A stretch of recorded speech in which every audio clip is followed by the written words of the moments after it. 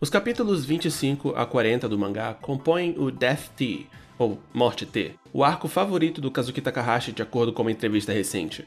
É o primeiro grande arco do mangá e tem umas cenas bem importantes para Yu-Gi-Oh! Como um todo.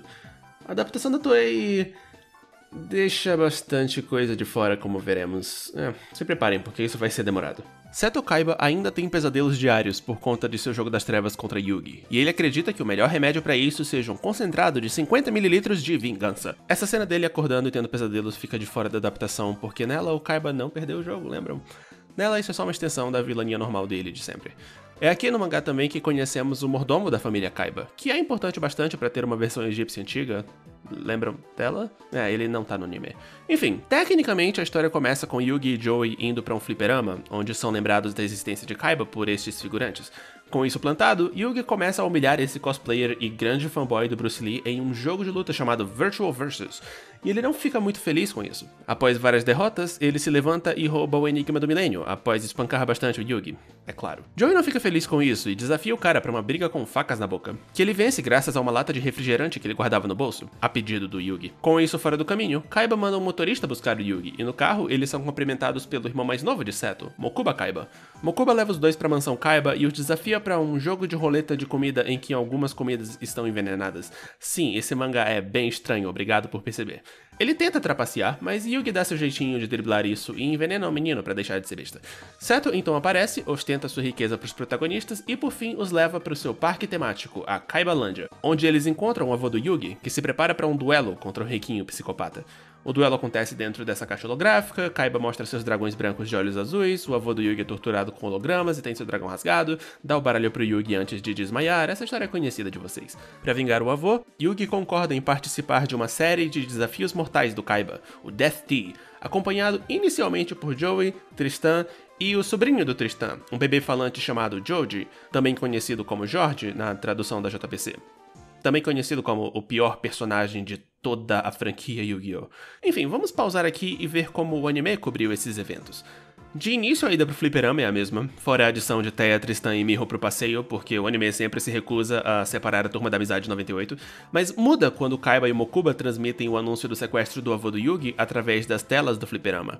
Como observação, essa é a primeira aparição do Mokuba no anime, mas não no mangá. Ele teve seu capítulo de vilania envolvendo armas de fogo, mas essa história foi modificada pesadamente no anime pra remover ele por algum motivo.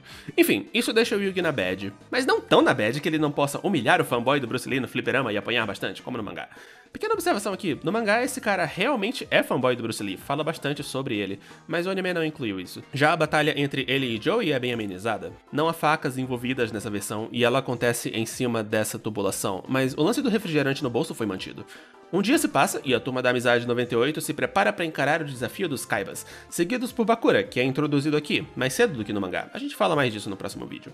Lá eles veem o avô do Yugi sendo derrotado na caixa, ele entrega o baralho, o desafio pro Death T, etc. Com a diferença de que, ao invés de ser levado pro hospital, o avô do Yugi é capturado pelo Kaiba para ser utilizado em um momento filler mais à frente.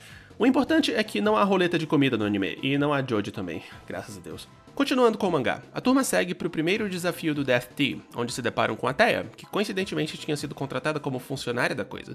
Ela prepara o pessoal pro jogo da vez. Laser Tag!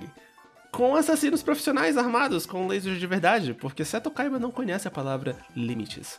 Felizmente, Tristan percebe a cilada e usa o laser da Teia, que por ser funcionária também recebeu um laser de verdade, pra abater os inimigos, sem matá-los.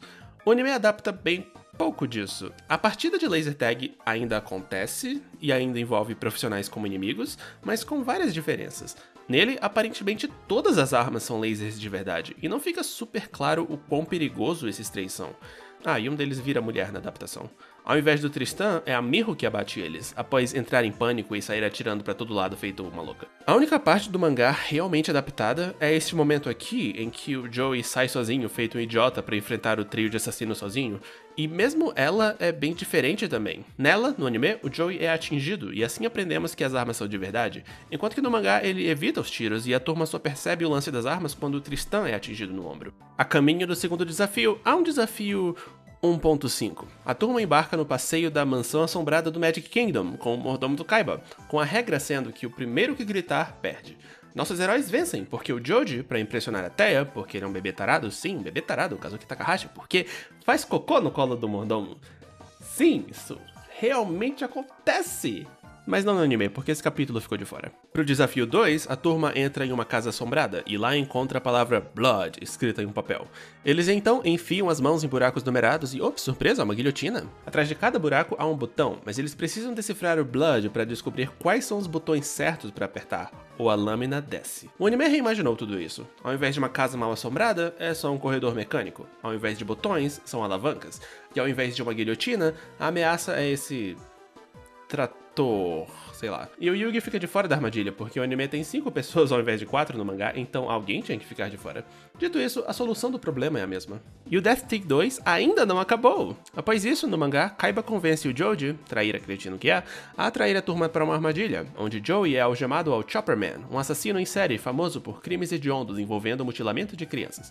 Os dois lutam até a morte. O Chopper Man tenta matar o loiro com uma serra elétrica, é tudo bem legal. No fim, o Joey vence a luta, graças a um conselho do Yami Yugi. Tacar fogo no cara, obviamente. Será que o Joey já tinha matado pessoas antes disso? Enfim, tudo isso ficou de fora do anime, infelizmente. É aí que a turma finalmente chega no Death Tick 3, que é uma sala vazia, por enquanto. Nela, o Joey explica seu desenvolvimento de personagem para motivar um desencorajado Yugi e até atira um pincel atômico para encenar um dos momentos mais importantes na história do entretenimento japonês. Começam então a cair blocos do céu, porque esse é o jogo da sala. A turma tem que evitar uma morte tetrisesca. E graças ao conhecimento de dança da Teia, o pessoal consegue captar o ritmo de queda dos blocos e evitá-los.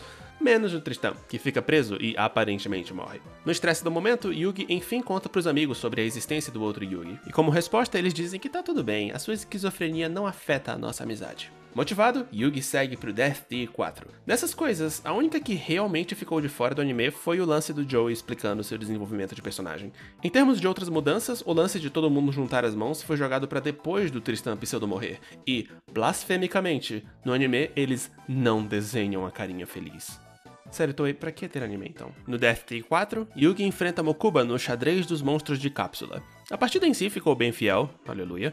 A grande mudança foi no que diz respeito aos líderes de torcida.